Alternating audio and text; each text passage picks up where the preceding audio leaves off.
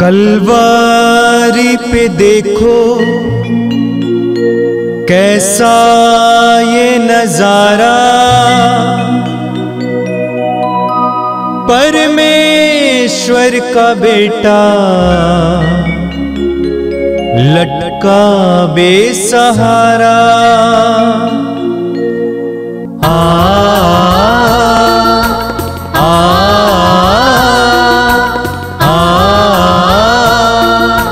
बहती रक्त धारा जिसमें सबको मिले मुक्ति, बहती रक्त धारा जिसमें सबको मिले शांति, बहती रक्त धारा जिसमें सबको मिले मुक्ति, बहती रक्त धारा जिसमें सबको मिले शांति। क्रिस्त में प्यारे भाइयों और बहनों, इस पवित्र रक्ताभिषेक प्रार्थना में आप सभी का हार्दिक स्वागत है। तो आइए इस प्रार्थना को भक्तिपूर्वक शुरू करते हैं। पिता और पुत्र और पवित्र आत्मा के नाम पर आमीन, आमीन।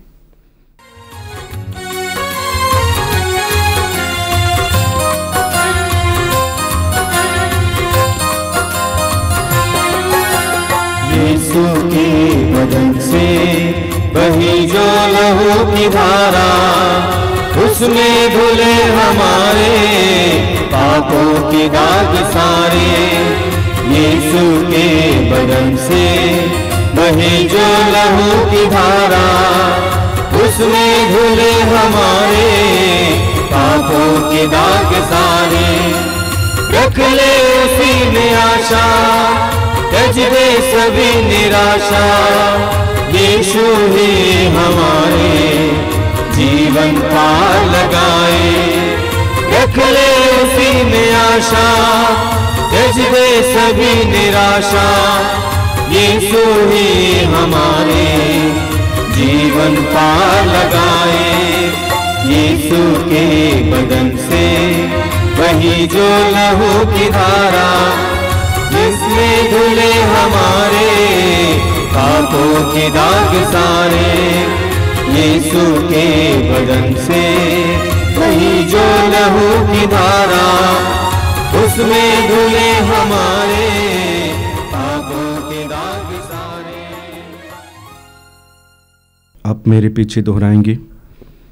हे प्रेमी पिता, हे प्रेमी पिता, हम तुझे धन्यवाद देते हैं, हम तुझे धन्यवाद देते हैं, क्योंकि तूने हमसे इतना प्रेम किया, हमसे इतना प्रेम किया कि हमारे लिए अपने इकलौते पुत्र को अर्पित किया, जिससे जो उसमें विश्वास करे उसका सर्वनाश ना हो, बल्कि अनंत जीवन प्राप्त करे।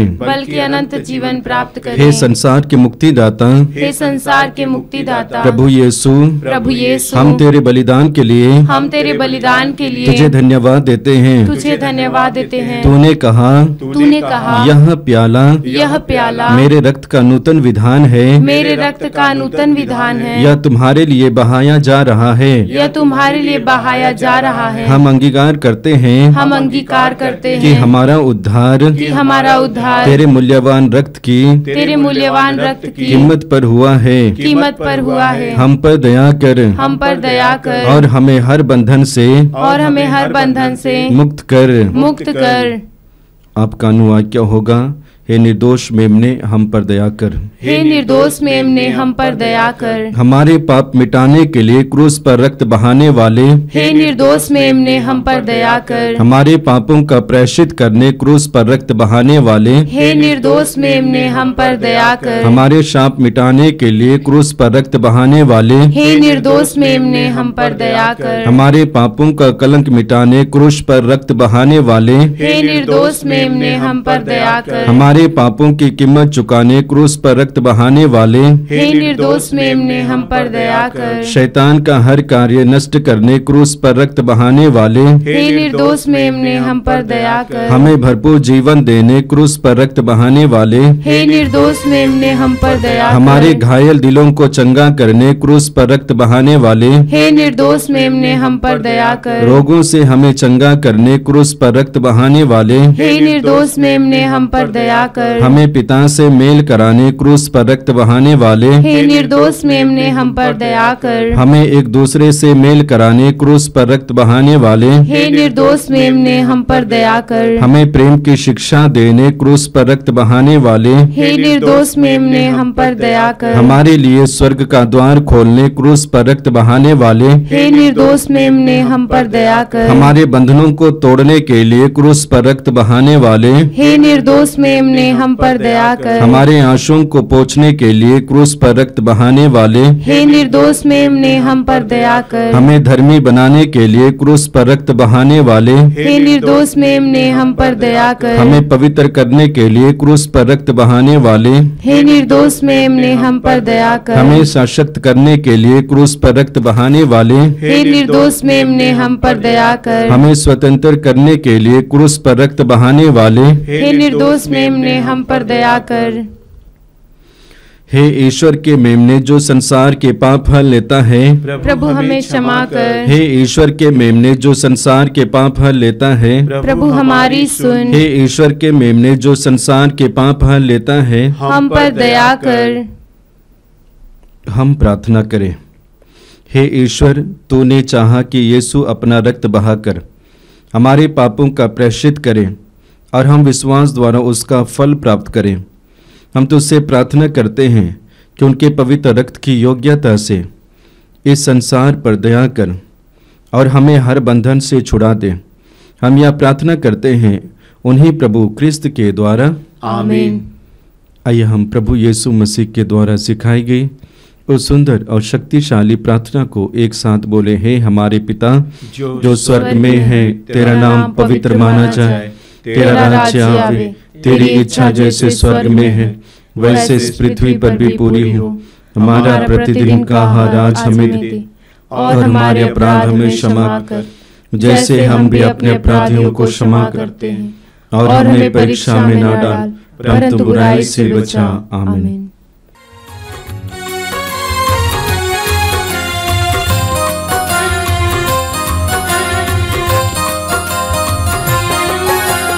यीशु के बदन से बही जो लहू की धारा, उसमें धुले हमारे पापों की दाग सारे। यीशु के बदन से बही जो लहू की धारा, उसमें धुले हमारे पापों की दाग सारे। रख ले उसी में आशा, त्यज दे सभी निराशा। यीशु ही हमारे जीवन पार लगाए। रख ले उसी में आशा, त्यज दे सभी निराशा। यीशु ही हमारे जीवन पार लगाए। यीशु के बदन से वही जो लहू की धारा, जिसमें धुले हमारे पापों के दाग सारे। यीशु के बदन से वही जो लहू की धारा, उसमें धुले हमारे पापों के दाग सारे। आइए हम प्रार्थना करें। अपनी आंखों को बंद कीजिए, अपने को एकाग्र कीजिए, जीवित प्रभु की उपस्थिति अनुभव कीजिए। ये जानिए कि आपके प्रभु आपके करीब हैं। मृतकों में से जी उठने वाले प्रभु, मरने के बाद तीसरे दिन महिमा के साथ जी उठने वाले प्रभु,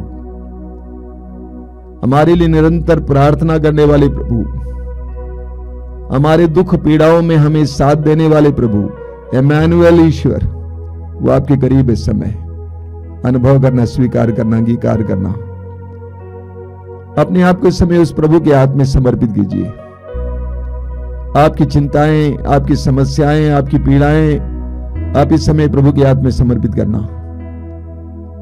अपने हृदय की गहराई से प्रभु से कहना है कि प्रभु मैं तुझ पर भरोसा रखता हूं, तू ही मेरी शरण है, मेरी ढाल है, मेरा आश्रय है। प्रभु के हाथ में अपने आप को समर्पित कीजिए। आपके हृदय की एक एक बात को जानने वाले उस महान, करुणामय, प्रेमी प्रभु के हाथ में अपने आप को समर्पित कीजिए। जिस तरह एक नन्हा सा बच्चा अपनी मां की गोद में पड़ा रहता है पूरी शांति के साथ, उसी तरह अपने आप को प्रभु के हवाले कीजिए। आपकी परिस्थितियों को बदलने में प्रभु समर्थ है, सक्षम है, विश्वास करते हुए अपने आप को प्रभु के हवाले कीजिए। अपने बोझ को, अपने थकान को, अपने दर्द को, पीड़ा को, चोटों को प्रभु के हाथ में समर्पित कीजिए। यह पवित्र रक्ताभिषेक प्रार्थना हमारे लिए चंगाई का माध्यम है, हमारे लिए बंधनों से आजादी का माध्यम है। प्रभु इस प्रार्थना के द्वारा हमें से हर एक को स्पर्श करते हैं, शुद्ध करते हैं, पवित्र करते हैं, स्वतंत्र करते हैं। अपने आप के समय प्रभु के हवाले कीजिए। प्रभु से कहिए कि प्रभु मैं अपने जीवन की एक एक बात को तेरे सामने लाता हूं। मेरी पीड़ाओं को, मेरी समस्याओं को, मेरे परिवार की समस्याओं को, मेरे व्यक्तिगत समस्याओं को तेरे सामने लाता हूं। मेरे शरीर के दर्द को, मेरे शरीर की हर प्रकार की पीड़ा को तेरे हाथ में समर्पित करता हूं। समर्पित कीजिए।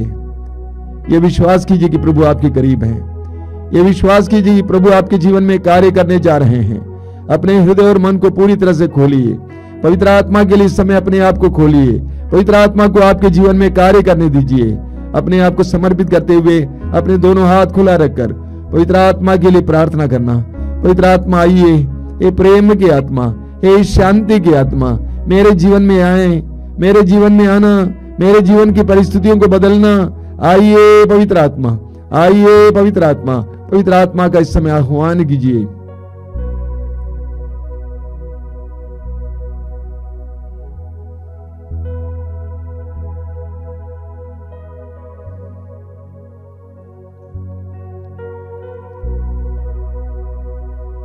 अपनी आंखें खोलें।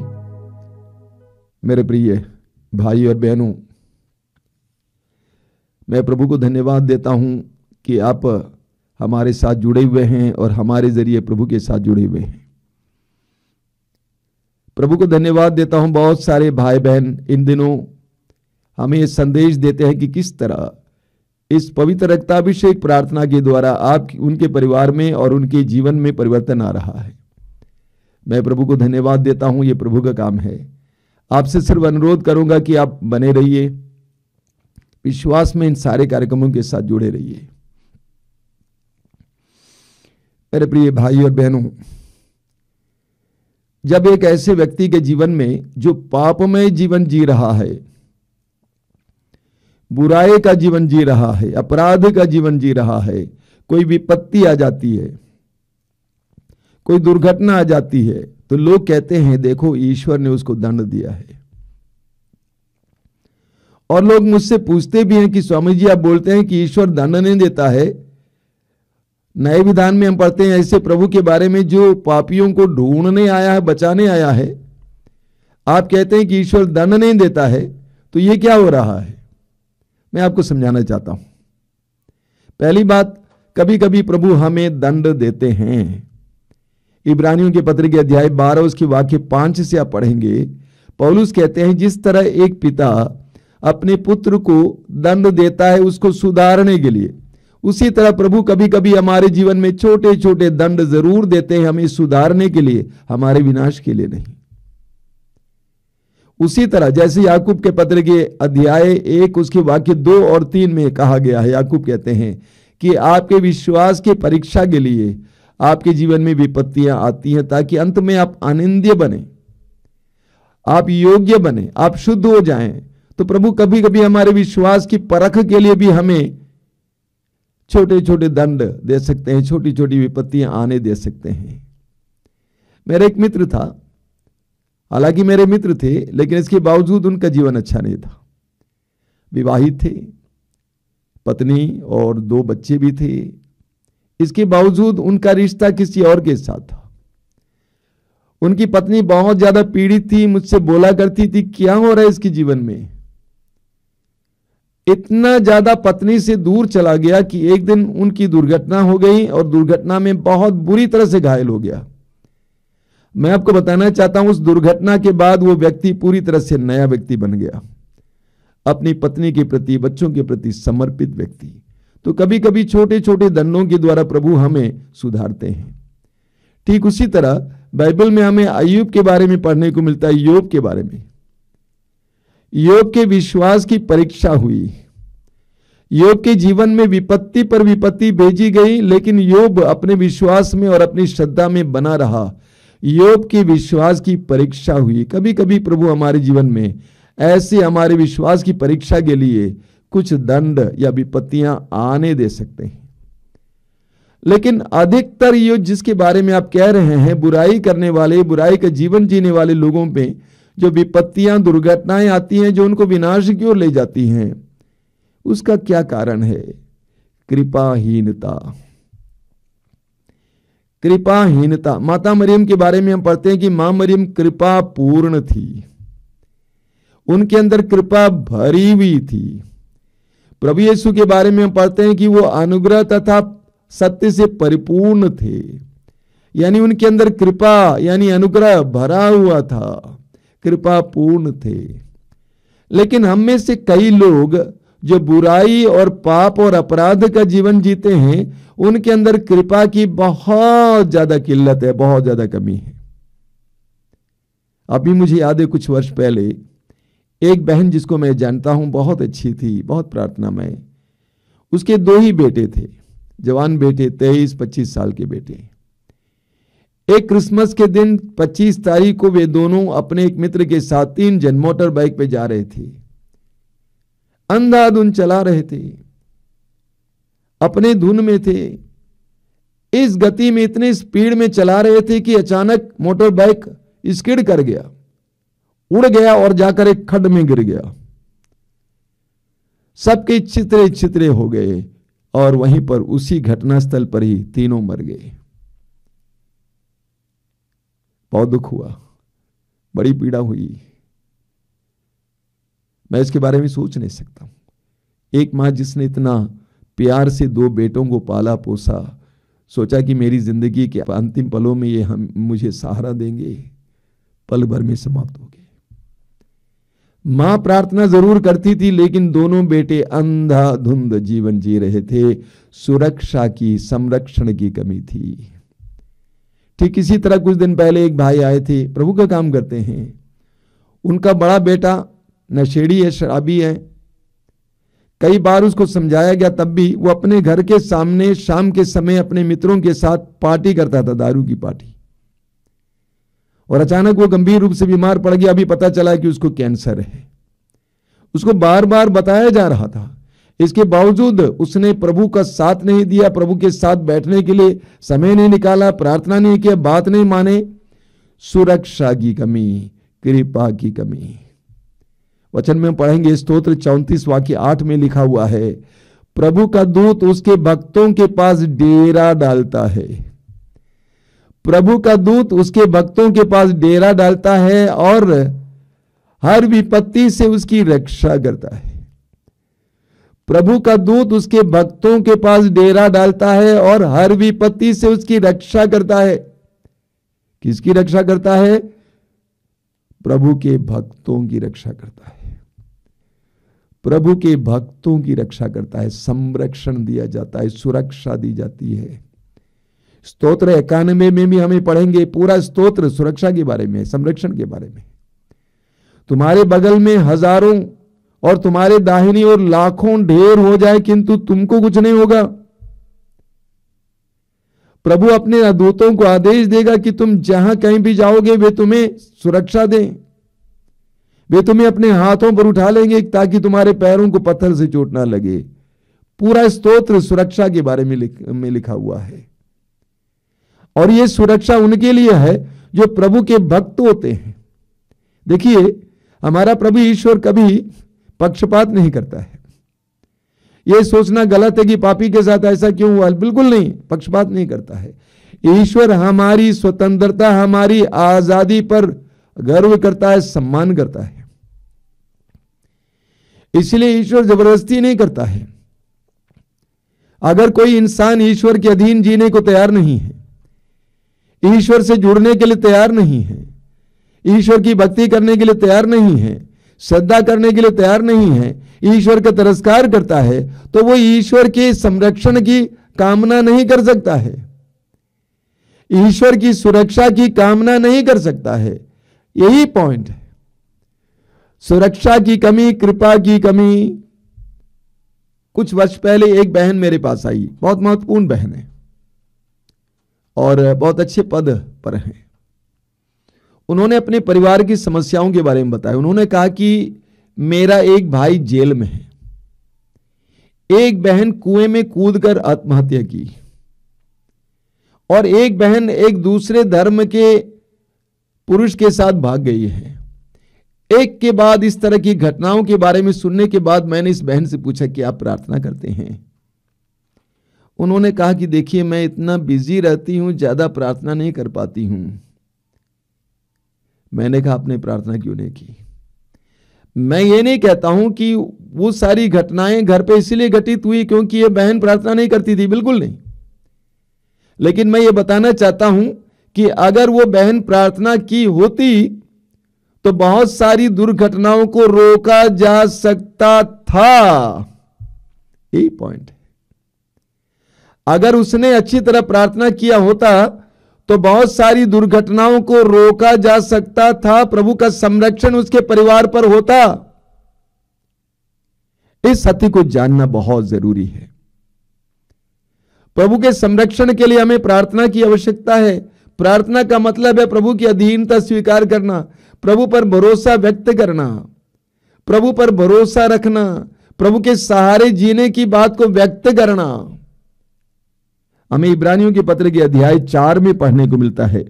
इब्रानियों का पत्र अध्याय 4 उसके वाक्य 16 में लिखा हुआ है, हम भरोसे के साथ अनुग्रह के सिंहासन के पास जाएं जिससे हमें दया मिले और वह कृपा प्राप्त करें जो हमारी आवश्यकताओं में हमारी सहायता करेगी। और एक बार पढ़ रहा हूं, वचन में लिखा हुआ है, हम भरोसे के साथ अनुग्रह के सिंहासन के पास जाएं जिससे हमें वो दया मिले और वो कृपा मिले प्राप्त करें जो हमारी आवश्यकताओं में हमारी सहायता करेगी। वह दया और वो कृपा प्राप्त करें जो हमारी आवश्यकताओं में हमें साथ देगी। एक बहुत बड़े आध्यात्मिक गुरु थे फादर टोनी डिमेलो, अंग्रेजी में साधनाएं देते थे। उन्होंने कहा है, इन्वेस्ट टाइम इन प्रेयर, यानी प्रार्थना में समय बिताओ। इन्वेस्ट का मतलब जैसे बैंक में खाते में पैसा जमा करते उसी तरह इन्वेस्ट टाइम इन प्रेयर, प्रार्थना के लिए समय निकालो। दानियल के ग्रंथ के अध्याय 9 में हम पढ़ेंगे, उसके वाक्य 23 में एक स्वर्गदूत दानियल के पास आता है और कहता है, जब से तुमने प्रार्थना करना प्रारंभ किया था उसी समय मुझे आदेश मिला था कि मैं तुम्हारे पास आऊं और बताऊं कि तुम प्रभु की दृष्टि में अति प्रिय हो। यानी दानियल की प्रार्थना के प्रारंभ होते ही वो प्रभु की नजर में आ गया और प्रभु ने आदेश दिया स्वर्गदूत को कि जाकर मेरे उस प्रिय पुत्र को बोलो कि तुम अति प्रिय हो। मनन चिंतन करने लायक है। लूकास के सुसमाचार के अध्याय 1 उसके वाक्य 8 से आप पढ़ेंगे। वहां पर हम जकरिया के बारे में पढ़ते हैं। जकरिया की कोई संतान नहीं थी। जकरिया मंदिर में प्रभु को धूप चढ़ा रहा था और प्रभु का दूत उसे दिखाई दिया। उस प्रभु के दूत ने कहा कि आपकी प्रार्थनाएं सुनी गईं, आपकी प्रार्थनाएं सुनी गईं। आपकी पत्नी एलिजबेथ पुत्र धारण करेंगी, आपकी प्रार्थनाएं सुनी गईं। जकरिया ने अपनी पत्नी के लिए प्रार्थना की कि प्रभु एक संतान दीजिए। एक एक प्रार्थना को प्रभु ने सुना। इसी तरह हम पढ़ेंगे प्रेरित चरित्र के अध्याय 10 में एक व्यक्ति के बारे में जिसका नाम है कॉर्नेलियुस। कॉर्नेलियुस यहूदी नहीं थे, अविश्वासी थे, लेकिन बहुत प्रार्थनामय व्यक्ति थे, ईश्वर पर भरोसा रखते थे। कॉर्नेलियुस के पास एक स्वर्गदूत आता और कहता है, कॉर्नेलियुस आपकी प्रार्थनाएं और आपका भिक्षादान प्रभु के सिंहासन तक पहुंच गया है। प्रभु ने आपको याद किया है। आप किसी को भेजकर, योपे भेजकर वहां पे जो एक पेतरुस नामक व्यक्ति आया है उसको अपने घर पे बुला लीजिए। और हम जानेंगे उस अध्याय को पढ़ना। कॉर्नेलियस ने प्रभु के आदेश का पालन किया और पेतरुस को अपने घर पे बुलवाया, और वहां पर पेतरुस के जरिए कॉर्नेलियस ने सुसमाचार सुना, यीशु पर विश्वास किया, बपतिस्मा ग्रहण किया, ईश्वर की संतान की पहचान प्राप्त की।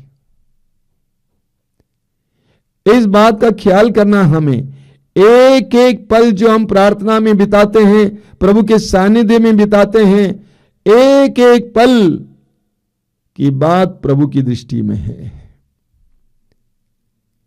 लोग प्रार्थना को मजाक में लेते हैं, बोलते हैं कि 15 मिनट प्रार्थना करते हैं, 10 मिनट प्रार्थना करते हैं, याद करते हैं। क्या होता है? पति पत्नी का रिश्ता लीजिए, पत्नी पति के सामीप्य से, नजदीकी से प्यार बढ़ता है। बार बार बात करना, बार बार पास जाना, इसके द्वारा प्यार बढ़ता है। एक एक पल जो आप प्रार्थना में बिताते हैं, आप अपने खाते में डालते हैं। समय आने पर, अभी अभी आपने वचन सुना इब्रानी अध्याय 4 वाक्य 16, समय आने पर खाता खुलेगा, आपको पता चलेगा बाप रे इतनी कृपा इकट्ठी हुई है। लेकिन ठीक इसके विपरीत जो व्यक्ति प्रार्थना में समय नहीं बिताता, वचन नहीं पढ़ता, वचन नहीं सुनता है, जब समय आ जाएगा वो अपने को खोखला महसूस करेगा, खाली महसूस करेगा, सपोर्ट करने के लिए कुछ नहीं रह जाएगा। यही रहस्य है। प्रार्थना के द्वारा हमें कृपा मिलती है। हमें एक बहुत सुंदर उदाहरण मिलता है एस्तर के ग्रंथ में। मैंने आपको कई बार एस्तर के बारे में कहा है। एस्तर बाबुल में रह रही थी, यहूदी थी लेकिन बाबुल में रह रही थी, वहां पे निर्वासन पे थी, और इतनी सुंदर और अच्छी थी कि राजा ने उसको अपनी रानी बना लिया था। बाबुल में बहुत सारे यहूदी भी रहते थे जो अपने विश्वास के अनुसार एक ईश्वर की आराधना करते थे और अपने धार्मिक नियमों के अनुसार जीवन जीते थे। लेकिन वहां पर एक मंत्री आता है जो इन यहूदियों को मार डालना चाहता है, उसका विनाश करना चाहता है। और यह खबर एस्तर को मिल जाती है। जब एस्तर को यह खबर मिलती है, एस्तर क्या करती है? वचन में लिखा हुआ है वह 3 दिन उपवास और प्रार्थना में बिताती है। टाट ओढ़कर, राख लगाकर 3 दिन उपवास और प्रार्थना करती है। उसके बाद वो राजा के चेंबर में आती है। हालांकि नियम था कि कोई भी रानी बिना बुलाए चेंबर में नहीं आ सकती थी, आने पर वो मार डाली जाएगी, उसको वध किया जाता था।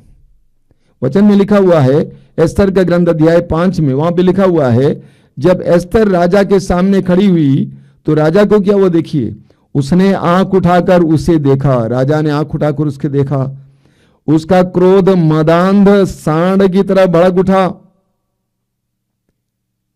एक मदांत सांड की तरह भड़क उठा और उसे पहचाने बिना उनका विनाश करने का विचार से बोल उठा, किसने बिना बुलाए दर्शन कक्ष में प्रवेश करने का साहस किया? रानी का रंग उड़ गया और वह बेहोश होकर अपने सामने की दासी के सिर पर झुक गई। यहूदियों के ईश्वर और समस्त सृष्टि के प्रभु ने राजा का मन शांत कर दिया। देखिए, यहूदियों के ईश्वर और समस्त सृष्टि के प्रभु ने राजा का मन शांत कर दिया। वो घबराकर अपने सिंहासन से तुरंत उठा। उसने एस्तर को अपनी बाहों से संभाला और जब तक वह होश में न आई उसे शांतिपूर्ण शब्दों से इस प्रकार आश्वासन देता रहा। प्रभु ने राजा के मन को बदल दिया, जबकि नियम था कि उस रानी को मार डाला जाएगा जो बिना बुलाए आती है चेंबर में। ऐसे क्यों हुआ?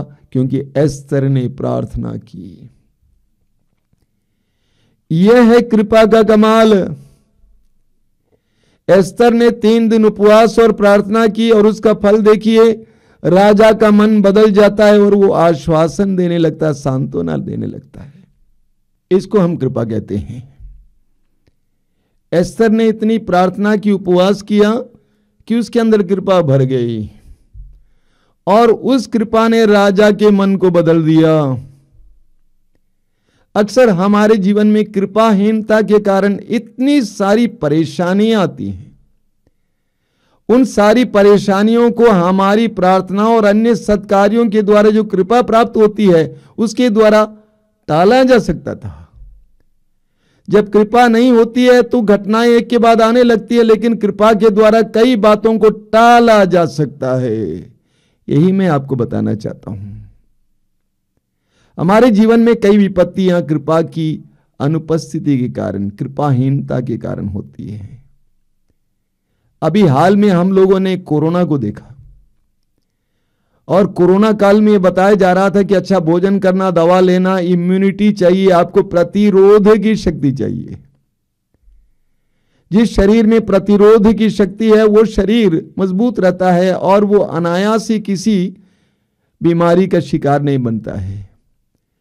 लेकिन जिसका शरीर कमजोर होता है, जिसके अंदर प्रतिरोध की शक्ति कम रहती है, वो अनायास ही किसी भी रोग का शिकार बन जाता है। कोई भी रोग उसको परेशान करने लगता है। यही कारण है कोरोना काल में बहुत सारे लोग इसीलिए मरे क्योंकि उनके शरीर में कई कारणों के चलते प्रतिरोध शक्ति कम थी। आध्यात्मिक जीवन में भी यही बात है। अगर हम आध्यात्मिक रूप से अंदर से पुष्ट नहीं हैं तो हम कई प्रकार की विपत्तियों और परेशानियों के शिकार बन जाते हैं। इसलिए हमें आध्यात्मिक रूप से पुष्ट रहने की जरूरत है, कृपा पूर्ण रहने की जरूरत है। बार बार मैं आपको याद दिलाना चाहूंगा कि इब्रानी अध्याय 4 वाक्य 16 को पौलुस कहते हैं कि हम भरोसे के साथ अनुग्रह के सिंहासन के पास जाएं। हमें अनुग्रह के सिंहासन के पास जाना चाहिए जिससे हमें दया मिले और वो कृपा प्राप्त करे जो हमारी आवश्यकताओं में काम आए। हम बार बार उस अनुग्रह के सिंहासन के पास जाया करें ताकि हमें वो कृपा मिले, वो दया मिले जो हमारी आवश्यकताओं में हमें काम दें। जब आवश्यकताओं का मौका आएगा, जब ऐन मौके आएंगे, उस समय हमें पता चलना चाहिए कि मैंने जो प्रार्थना की उसके द्वारा कितनी कृपा इकट्ठी हो गई है, या मैंने जो प्रार्थना नहीं किया उसके द्वारा मैं कैसे खोखला हो गया हूं, खाली हो गया हूं। आइए हम प्रार्थना करें। प्रभु यीशु धन्यवाद देते हैं तेरे पवित्र वचनों के लिए। आज के दिन विशेष रूप से हम प्रार्थना करते हैं, हमें आध्यात्मिक रूप से पुष्ट होने के लिए, मेहनत करने के लिए, प्रयास करने के लिए कृपा दीजिए। प्रार्थना के लिए समय निकालने के लिए कृपा दीजिए। तेरे अनुग्रह के सिंहासन के पास बार बार आने के लिए कृपा दीजिए। हमें तुझ पर भरोसा रखने के लिए कृपा दीजिए। तेरे संरक्षण पर विश्वास करने के लिए कृपा दीजिए। तेरी सुरक्षा की भीख मांगने के लिए कृपा दीजिए। प्रतिपल तेरी कृपा में जीवन जीने के लिए कृपा दीजिए। हमारे जीवन में, हमारे व्यक्तिगत जीवन में, पारिवारिक जीवन में जो विपत्तियां आती हैं, परेशानियां आती हैं, तेरी कृपा के द्वारा टालने के लिए हमें कृपा दीजिए। तेरी कृपा पर विश्वास करने के लिए हमें कृपा दीजिए। प्रभु तेरी स्तुति, तेरी आराधना, तेरी महिमा हो। आराधना आराधना आराधना है प्रभु। आराधना आराधना आराधना है प्रभु। आराधना आराधना आराधना है प्रभु। आराधना आराधना आराधना है प्रभु। आपा पिता तेरी आराधना, यीशु मसीह तेरी आराधना। आपा पिता तेरी आराधना, यीशु मसीह तेरी आराधना। आराधना आराधना आराधना है प्रभु। आराधना आराधना आराधना है प्रभु। यीशु प्रभु तेरी आराधना, आत्मा प्रभु तेरी आराधना। यीशु प्रभु तेरी आराधना, आत्मा प्रभु तेरी आराधना। आराधना आराधना आराधना है प्रभु। आराधना आराधना आराधना है प्रभु। तेरी आराधना, क्रूसित प्रभु तेरी आराधना, प्रेमी प्रभु तेरी आराधना, क्रूसित प्रभु तेरी आराधना, आराधना, आराधना, आराधना है प्रभु, आराधना, आराधना, आराधना है प्रभु, जीवित प्रभु तेरी आराधना, जीवन रोटी आराधना, जीवित प्रभु तेरी आराधना, जीवन रोटी आराधना, आराधना, आराधना, आराधना है प्रभु, आराधना, आराधना, आराधना है प्रभु, आराधना, आराधना, आराधना है प्रभु, आराधना है प्रभु, आराधना है प्रभु।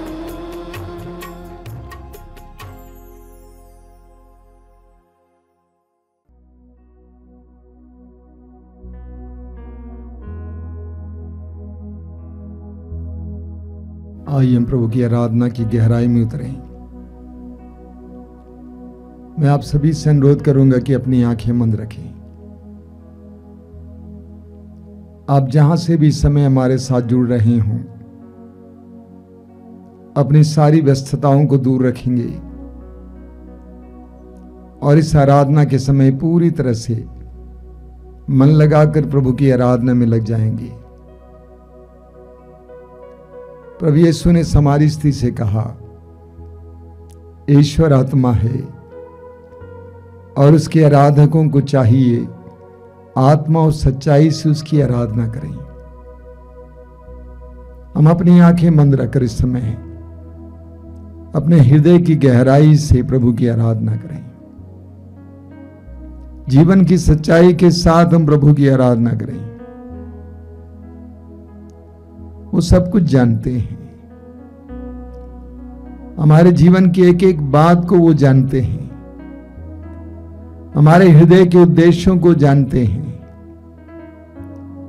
हमारे हृदय की हर एक छिपी हुई बात को वो जानते हैं। आइए हम पूरी ईमानदारी के साथ नन्हे बालक बालिकाओं की तरह प्रभु के सामने आए।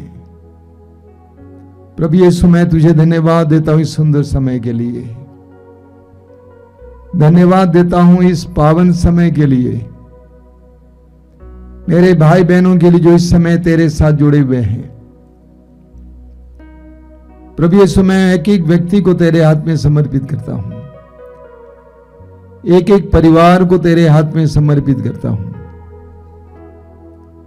तू एक ऐसा प्रभु है जो हम पर दया करता है, हमारी आवश्यकताओं में हमारे पास उतर आता है।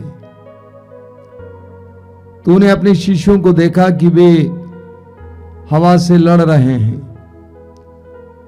आगे बढ़ नहीं पा रहे हैं, और रात के समय तू जल पर चलकर उनके पास पहुंच गया।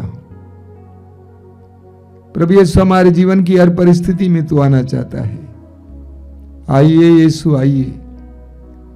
मेरे भाई और बहनों, इस समय अपने हृदय और मन को प्रभु के सामने खोलिए।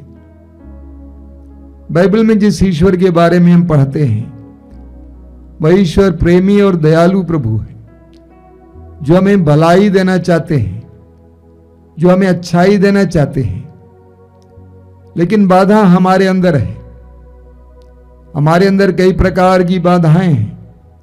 हमारे अंदर मोह है, आलस्य है, ईर्ष्या है, जलन है। हमारे अंदर कई प्रकार की बुरी आदतें हैं, कई ऐसी बातें हैं जिसके कारण हम प्रभु की कृपा को प्राप्त नहीं कर पाते हैं। हमारे अंदर प्रेम की कमी है, क्षमा की कमी है, सहनशीलता की कमी है, हमारे अंदर प्रार्थना की कमी है, विश्वास की कमी है, समर्पण की कमी है, आज्ञा पालन की कमी है, जिसके कारण प्रभु की कृपाएं हमारी ओर नहीं बहती हैं। बाइबल में जिस ईश्वर के बारे में हम पढ़ते हैं वो ईश्वर सर्वशक्तिमान है, असंभव को संभव करने वाला परमेश्वर, शब्द मात्र से सारी सृष्टि की रचना करने वाला परमेश्वर, इब्राहिम को 100 साल की उम्र में एक संतान देने वाला परमेश्वर, इस्राएलियों के लिए लाल समुद्र को 2 भागों में विभाजित करने वाला परमेश्वर, वो चमत्कारी है। और उसके चमत्कार का अनुभव करने के लिए we ourselves are the block, हम स्वयं बाधा हैं। हम उस बाधा को निकालें, प्रभु से कहें कि प्रभु मैं तेरा अनुभव करना चाहता हूं, तेरी आध्यात्मिक ताकत का अनुभव करना चाहता हूं, मैं तेरी शक्ति का अनुभव करना चाहता हूं, तेरे चमत्कारों का अनुभव करना चाहता हूं। मेरे अंदर बहुत सारी बुराइयां हैं, मैं त्याग नहीं सकता हूं, मैं पकड़ा हुआ हूं, उसे त्यागने की कृपा दीजिए। समर्पित करना मेरे भाई और बहनों, अपने आप को समर्पित कीजिए। जो बातें हैं जो प्रभु की कृपा को अनुभव करने के लिए हमें रोक देती हैं, सारी बातों को प्रभु के हाथ में समर्पित करेंगे। हृदय खोलकर हम प्रभु की स्तुति करेंगे। बोलिए हालेलुया, हालेलुया, हालेलुया, हालेलुया। हे प्रभु यीशु, तूने अपने आप को क्रूस पर बलि के रूप में चढ़ाया था। तूने पिता से कहा, हे पिता, मैं अपनी आत्मा को तेरे हाथों में समर्पित करता हूँ। हे दयालु यीशु, मेरे जीवन में इतनी सारी कमियां हैं, इतनी सारी बुराइयां हैं, जिसके कारण तेरी आशीष नहीं पा सकता हूँ। मुझ पर दया कीजिए, तेरे पवित्र नाम पर उन सारी बुराइयों को मैं परित्याग करता हूँ, मैं परित्याग करता हूँ, मैं परित्याग करता हूँ। मुझे आजाद कीजिए तेरी कृपा में तैरने के लिए, बहने के लिए, उड़ने के लिए हमें कृपा दीजिए। Hallelujah, hallelujah, hallelujah, hallelujah, hallelujah, hallelujah, hallelujah, hallelujah, hallelujah, hallelujah, hallelujah. प्रार्थना कीजिए, प्रार्थना कीजिए, प्रार्थना कीजिए। Hallelujah, hallelujah, hallelujah, hallelujah, hallelujah, hallelujah, hallelujah.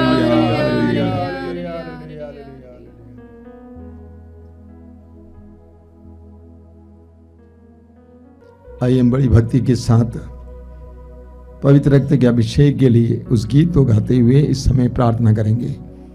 अभिषेक दीजिए, अभिषेक दीजिए, पावन लहू का अभिषेक दीजिए। पीछे पीछे दोहराते जाइएगा बड़ी भक्ति के साथ।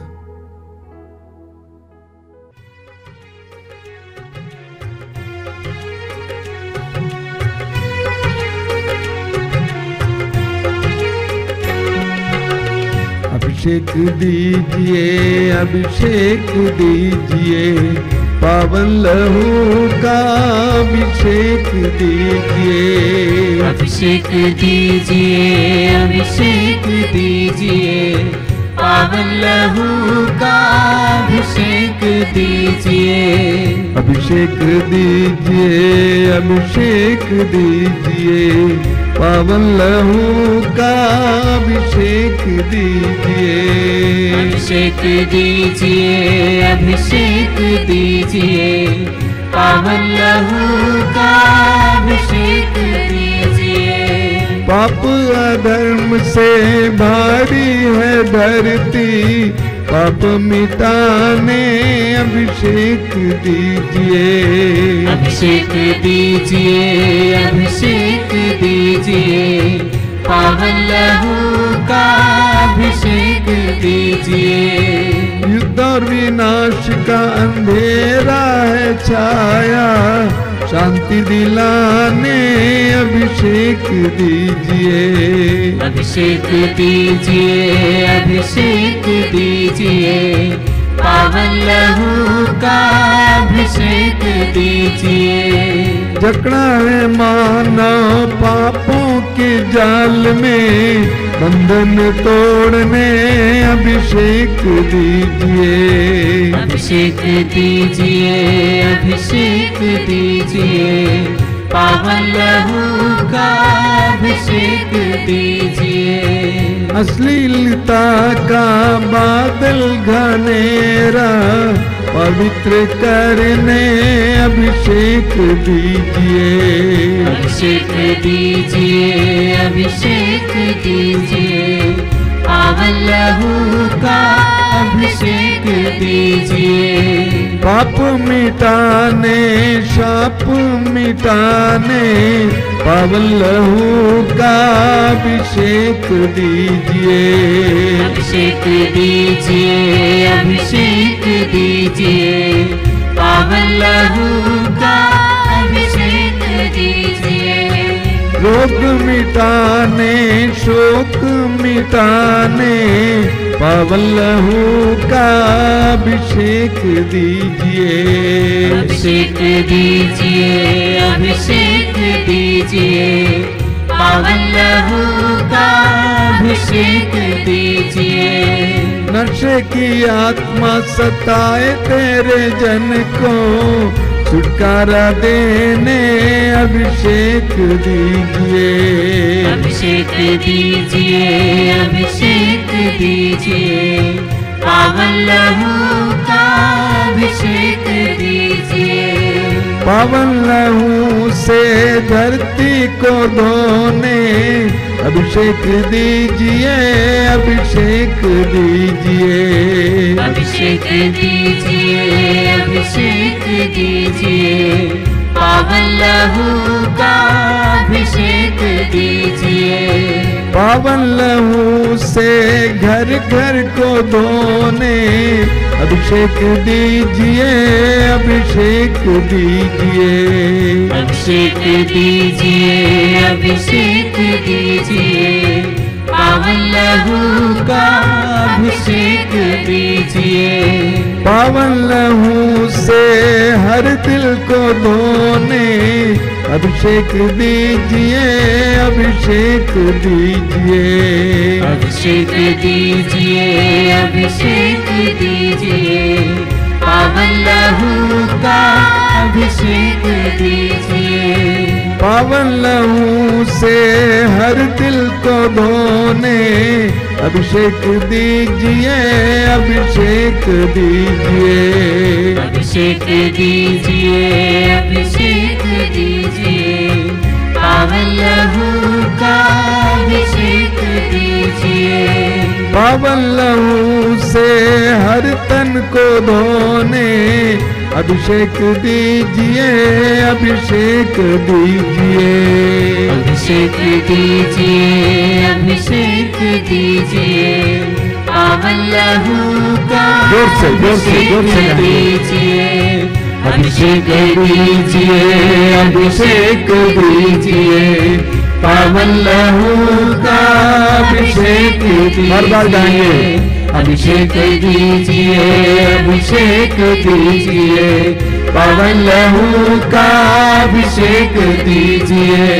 अभिषेक दीजिए, अभिषेक दीजिए, पावन लहू का अभिषेक दीजिए। Hallelujah hallelujah hallelujah hallelujah hallelujah hallelujah hallelujah hallelujah hallelujah hallelujah hallelujah hallelujah. मौन होकर इस समय पवित्र रक्त के अभिषेक का अनुभव करेंगे। पवित्र वचन कहता है यीशु का रक्त मूल्यवान रक्त है। उस मूल्यवान रक्त के द्वारा उन्होंने हमें हमारा उद्धार किया है। उसी मूल्यवान रक्त के द्वारा प्रभु इस समय हमें शुद्ध और पवित्र करें, हमें चंगा करें। प्रभु यीशु समय तेरे मूल्यवान रक्त को, तेरे पवित्र रक्त को हम पर छिड़किए, हमारे घर परिवार पर छिड़किए, हमारे जमीन और आसपास की जगह को शुद्ध और पवित्र कीजिए। प्रभु यीशु के पवित्र रक्त के अभिषेक अनुभव कीजिए। Let the blood of the Lord cleanse us. प्रभु को अपने पवित्र रक्त के द्वारा में शुद्ध करने दीजिए।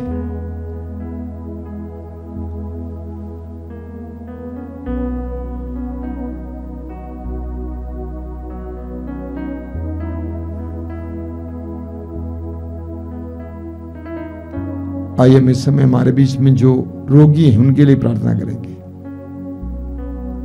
रोग कितनी दयनीय अवस्था है। अभी अभी किसी ने फोन करके कहा एक भाई के बारे में कि उसके कान और आसपास के सारे नसें सूख गई हैं, हड्डियां सड़ गई हैं। वो भाई रो रहा, परेशान है। ऐसे कितने हजारों लाखों लोग हैं जो इस दुनिया में अपने दुखों के कारण रो रहे हैं, बिलख रहे हैं, अपने सामने मौत देख रहे हैं। और विशेष करके समय इस प्रार्थना से जुड़े हुए उन सारे भाई बहनों के लिए प्रार्थना करें जो रोग से पीड़ित हैं। आइए हम इस समय उनके लिए प्रार्थना करें। प्रभु उन पर दया करें, उनके सारे पापों और अपराधों को मिटा दें, उनके पापों के कलंक को मिटा दें, उन्हें आजाद कर दें, उन्हें स्वतंत्र कर दें। आइए हम एक साथ प्रभु की स्तुति और आराधना करते हुए प्रार्थना करेंगे। Hallelujah hallelujah hallelujah hallelujah hallelujah hallelujah hallelujah hallelujah hallelujah hallelujah hallelujah hallelujah hallelujah. धन्यवाद धन्यवाद धन्यवाद धन्यवाद धन्यवाद धन्यवाद। चंगाई चंगाई चंगाई चंगाई चंगाई चंगाई चंगाई, आजादी आजादी आजादी आजादी आजादी, चंगाई चंगाई चंगाई चंगाई चंगाई चंगाई चंगाई चंगाई चंगाई चंगाई चंगाई चंगाई।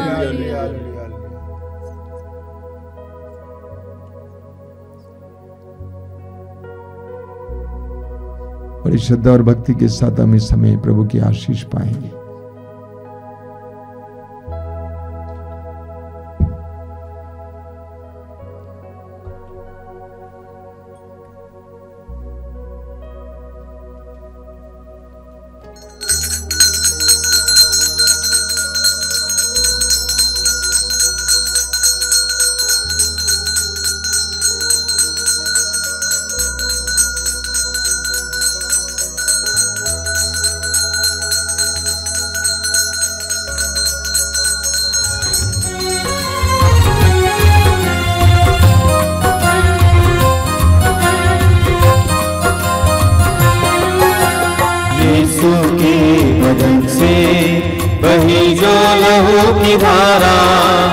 उसमें धुले हमारे पापों के दाग सारे, यीशु के बदन से बही जो लहू की धारा। उसमें धुले हमारे पापों के दाग सारे, रख ले उसी में आशा, तज दे सभी निराशा। यीशु ही हमारे जीवन पार लगाए, रख ले उसी में आशा, तज दे सभी निराशा।